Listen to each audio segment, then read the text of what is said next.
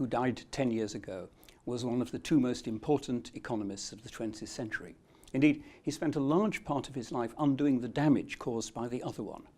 Milton Friedman virtually single-handedly overthrew the post-war consensus that was in favour of a mixed economy, directed from the centre, state planning, massive printing of money and borrowing in order to, quote, boost the economy.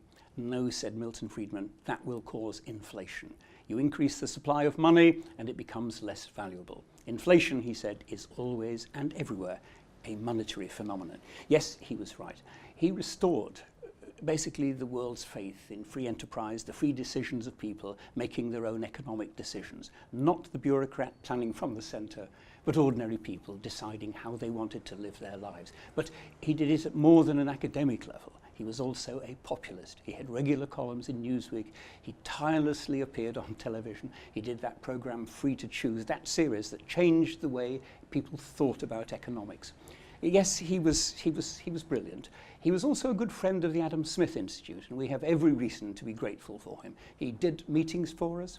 He came over and met us at the Mont Pelerin Society. He would come and chat to us.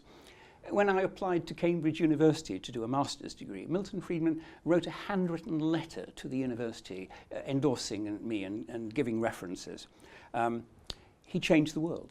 There are millions alive today in India and China who would not be alive were it not for the influence of Milton Friedman. He spread the ideas of capitalism and economic freedom around the world, and when India and China decided to go that route, millions were lifted from starvation and subsistence. More in the last 25 years than in the previous 25,000. So Milton Friedman can take credit for that. He was a wonderfully engaging man. There was always a smile on his face. It never left him.